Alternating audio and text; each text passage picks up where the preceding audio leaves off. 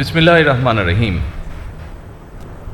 জুলাই গণ অভ্যুত্থান স্মৃতি জাদুঘরের উদ্বোধনী অনুষ্ঠানের সম্মানিত সভাপতি, মন্ত্রিপরিষদ সদস্যবৃন্দ, উপদেষ্টাবৃন্দ, অন্তর্বর্তীকালীন সরকার প্রধান ডক্টর মোহাম্মদ ইউনূস, জাতীয় সংসদের সদস্যবৃন্দ, members of the diplomatic core, July গণ অভ্যুত্থানের শহীদ পরিবারের সম্মানিত সদস্যবৃন্দ, আহত জুলাই যোদ্ধা এবং আন্দোলনে অংশগ্রহণকারী বীর জনতা এবং বিখ্যাত ফটোগ্রাফার জনাব শহীদুল আলম, বিভিন্ন রাজনৈতিক দলের উপস্থিত নেতৃবৃন্দ, শিক্ষাবিদ, গবেষক, লেখক, উপস্থিত শিল্পী এবং সংস্কৃতিবৃন্দ এবং উপস্থিত সকল আমন্ত্রিত অতিথিবৃন্দ, আসসালামু আলাইকুম।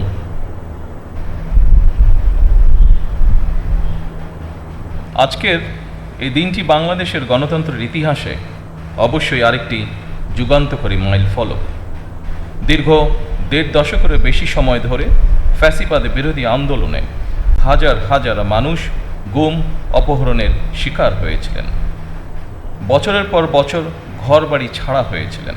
শুধুমাত্র জুলাই আগস্ট অভ্যুত্থানেই শহীদ হয়েছিলেন হাজারো ছাত্র জনতা, নারী ও শিশু। আহত হয়েছিলেন কমপক্ষে ৩০,০০০ মানুষ। আমি ফ্যাসিবাদ বিরোধী আন্দোলনের সকল শহীদের প্রতি গভীর শ্রদ্ধা জানাই। হতাহত পরিবারের প্রতি জানাই গভীর সহানুভূতি এবং সমবেদনা। উপস্থিতিবৃন্দ, জুলাই আগস্টের অভ্যুত্থান ঠেকাতে ফ্যাসিস্ট চক্র হেলিকপ্টার থেকেও গুলি করেও গণতান্ত্রিক জনগণকে হত্যা করেছিল। পরাজিত, পতিত, বিতাড়িত ফ্যাসিস্টদের এমন নৃশংসতা, এমন বর্বরতা সভ্য জগতে বিরল। ফ্যাসিবাদী শাসনামলে গুম, খুন, অপহরণকে স্বাভাবিক নিয়মে পরিণত করে ফেলা হয়েছিল।